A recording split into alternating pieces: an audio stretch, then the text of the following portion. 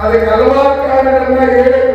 ಈ ತರ ಇದೆ, ಮುಂದಿನ ದಿನದಲ್ಲಿ ಎಲ್ಲ ಒಟ್ಟಿಗೆ ಸೇರಿ ಅದೇ ದಿನ ಆಚರಿಸೋಣ, ಈ ಕೃಷಿ ಅದಕ್ಕೋಸ್ಕರ ನಾನು ಹೇಳೋದಿಷ್ಟೇ, ರಾಜಕಾರಣಿಗಳು ನಾಡಪ್ರಭು ಕೆಂಪೇಗೌಡರನ್ನ ನೆನೆಸ್ಕೊಂಡೇ ಇರಕ್ಕೆ ಸಾಧ್ಯವೇ ಇಲ್ಲ. ಇವತ್ತು ದೇಶ ವಿದೇಶಗಳಲ್ಲಿ ಬೆಂಗಳೂರು ಅಂತ ಹೇಳ್ತಾರಂತೆ, ನಾಡಪ್ರಭು ಕೆಂಪೇಗೌಡರು ಇಲ್ಲ ಅಂತಿದ್ರೆ ಬೆಂಗಳೂರಿನ ಯಾರನ್ನು ನೆನೆಸ್ಕೊತಾನೆ ಇರಲಿಲ್ಲ. ಅದಕ್ಕೋಸ್ಕರ ನಾಡಪ್ರಭು ಕೆಂಪೇಗೌಡರು ನಮಗೆ ಯಾವುದೇ ಜಾತಿ ಮತ ಭೇದ ಇಂದ ಎಲ್ಲ ಕಮಿಟಿಗೂ ಅನುಕೂಲ ಆಗ್ಬೇಕಂತ ಹೇಳಿ ಇವತ್ತು ನೀವು ನೋಡಿದ್ದೀರಿ. ಗಾಡಿ ಬೀದಿ ಇರ್ಬೋದು, ಜೆಟ್ ಬೀದಿ ಇರ್ಬೋದು, ಎಲ್ಲ ಜನರು ಬೀದಿಗೆ ಐದರ ರಸ್ತೆಗಳು, ಎಲ್ಲ ರಸ್ತೆಗಳನ್ನ ಎಲ್ಲ ತಿರುಪೇಟೆ, ಚಿಕ್ಕಪೇಟೆ, ಬಳೆಪೇಟೆ ಇದನ್ನೆಲ್ಲ ಮಾಡಿರ್ತಕ್ಕಂಥದ್ದು ನಾಡಪ್ರಭು ಕೆಂಪೇಗೌಡರು. ಇವತ್ತೇನು ನಾವು ಮೆಜೆಸ್ಟಿಕ್ ಬಸ್ತಿಂದಾನೆ ನೋಡ್ತಾ ಇದ್ದೀವಿ, ಅದಕ್ಕೆ ಹಿಂದೆ ಹೆಸರು ಕೆಂಪಾಂಬುದಿ ಕೆರೆ ಅಂತ ಹೇಳ್ಬಿಟ್ಟೇವೆ. ಅದು ನಾಡಪ್ರಭು ಕೆಂಪೇಗೌಡರು ಸೇರಿರ್ತಕ್ಕಂಥದ್ದು. ಅವರ ಜೀವನವನ್ನೇ ಬೆಂಗಳೂರು ಮತ್ತೆ ನಾಡಿನ ನಿರ್ಮಾಣಕ್ಕೋಸ್ಕರ ಮುಡುಪಾಗಿಟ್ಟಿದ್ದಾರೆ. ಅಂತ ಅವರ ಪ್ರತಿಭೆಯನ್ನ ನಾವು ಬಂಗಾರಪೇಟೆಯಲ್ಲಿ ಸಾವಿರಾರು ಎಕರೆ ಸರ್ಕಾರಿ ಜಾಗ ಇರೋದು ರಸ್ತೆಯಲ್ಲಿ ನಾವು ಇಟ್ಟಿದ್ದೀವಿ. ಒಂದು ಸ್ವಲ್ಪ ಜಾಗದಲ್ಲಿ ಮುಂದಿನ ದಿನಗಳಲ್ಲಿ ನಾವು ನೀವೆಲ್ಲ ಸೇರಿ 1 ಎಕರೆ ಜಾಗದಲ್ಲಿ ಪಾರ್ಕ್ ಮಾಡಿ ಕೆಂಪೇಗೌಡರ ಪ್ರತಿಭೆ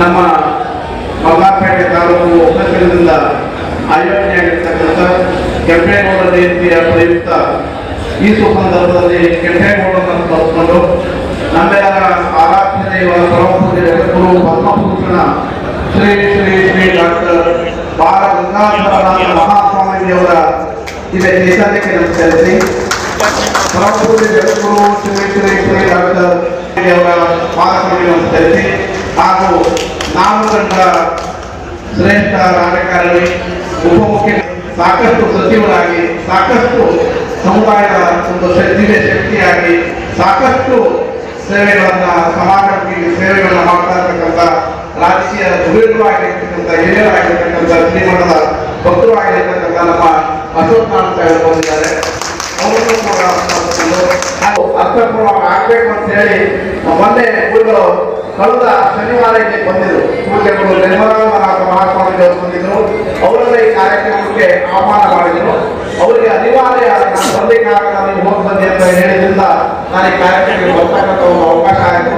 ಹಾಗೆ ತಮ್ಮೆಲ್ಲ ಗೊತ್ತು ಕೆಂಪೇಗೌಡರ ಸೇವೆ, ಅವರ ಸಮಾಜಕ್ಕೆ ಕೊಟ್ಟಿರ್ತಕ್ಕಂಥ ಕೊಡುಗೆಗಳು, ಅವರ ತ್ಯಾಗ ನೀವೆಲ್ಲ ತಿಳ್ಕೊಂಡಿದ್ರಿ. ಯಾಕಂದ್ರೆ ನಮ್ಮ ಸರ್ಕಾರದಿಂದ ಜೂನ್ 27ಗೆ ಏನು ಕೆಂಪೇಗೌಡರಿಗೆ ಏನು ಆಚರಣೆ ಮಾಡ್ತಾರೆ, ಅದನ್ನ ಆಗಲೇ ತಾವೆಲ್ಲರೂ ಕೂಡ ಇಡೀ ರಾಜ್ಯದಾದ್ಯಂತ 27ನೇ ತಾರೀಕಿಗೆ ಅಧಿಕೃತವಾಗಿ ಒಂದು ಸರ್ಕಾರದ ವತಿಯಿಂದ ಕಾರ್ಯಕ್ರಮ ಆಗಿದೆ.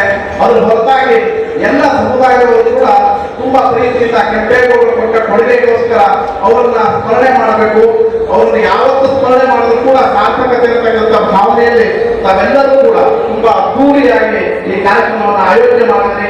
ತಮ್ಮೆಲ್ಲರೂ ಕೂಡ ಧನ್ಯವಾದವನ್ನ ಅರ್ಪಿಸ್ತಾ, ಹಾಗೆ ಕೆಂಪೇಗೌಡರು ಏನು ಅವ್ರು ಹೇಳ್ತಿದ್ರು, ಏನು ಸಮಾಜಮುಖಿಯಾಗಿ ಕೆರೆಯನ್ನು ಕಟ್ಟಿದ್ದು, ಬಾಲ್ಯವನ್ನು ತೋಡಿದ್ದು, ಹಾಗೆ ದೇವಸ್ಥಾನಗಳನ್ನು ಮಾಡ್ತಕ್ಕಂಥದ್ದು, ಎಲ್ಲ ಪೇಟೆಗಳನ್ನು ಮಾಡ್ತಕ್ಕಂಥದ್ದು, ಎಲ್ಲ ನಮ್ಮ ರೈತರ ಪರವಾಗಿ ಸಮಾಜದ ಒಟ್ಟಾರೆ ಏಳಿಗೆಗೆ ಶ್ರಮಿಸ್ತಕ್ಕಂಥವ್ರು ನಾಡಪ್ರಭು.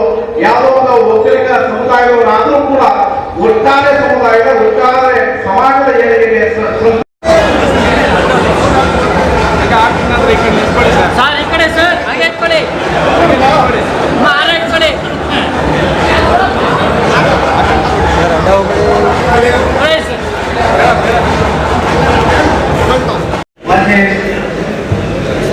ಮಾಜಿ ಸಂಸ್ಥಾಪಕ ಭೂಸ್ವಾಮಿಯವರಿಗೆ ಸಮಸ್ತ ಜನತೆ ಪರವಾಗಿ ಧನ್ಯವಾದಗಳು. ಇದೀಗಾಗಲೇ CMR ಶ್ರೀನಾಥ್ ಅವರು ಕೋಲಾರದಿಂದ ಆಗಮಿಸಿದ್ದಾರೆ. ಅದೇವರಿಗೆ ಆರೋಗ್ಯ ಮುಖಾಂತರ ಸ್ವಾಗತ.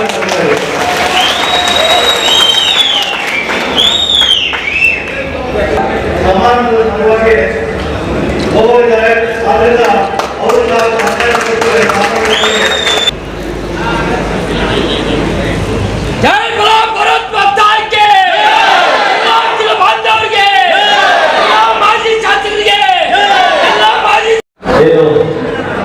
ಇವತ್ತು ಕೆಂಪೇಗೌಡ ಜಯಂತಿ ವಿರಾಜಪೇಟೆಯಲ್ಲಿ ಇದೆಲ್ಲ ನಮ್ಮ ಸ್ವಾಮಿಗಳ ಮಂಗಳನಾಥ ಸ್ವಾಮಿಗಳ ಪಾದಗಳನ್ನು ನಮಸ್ಕರಿಸುತ್ತಾ ಹಿರಿಯರಾದ ಮಾಜಿ ಉಪಮುಖ್ಯಮಂತ್ರಿ ಶಾಸಕರಾದ ಅಶೋಕ್ ನಾರಾಯಣ್ ಸಾಹೇಬರು ನಮಸ್ಕರಿಸುತ್ತಾ ಮತ್ತೆ ಮೋಹಿತರಾಜ್ ನಾರಾಯಣಸ್ವಾಮಿ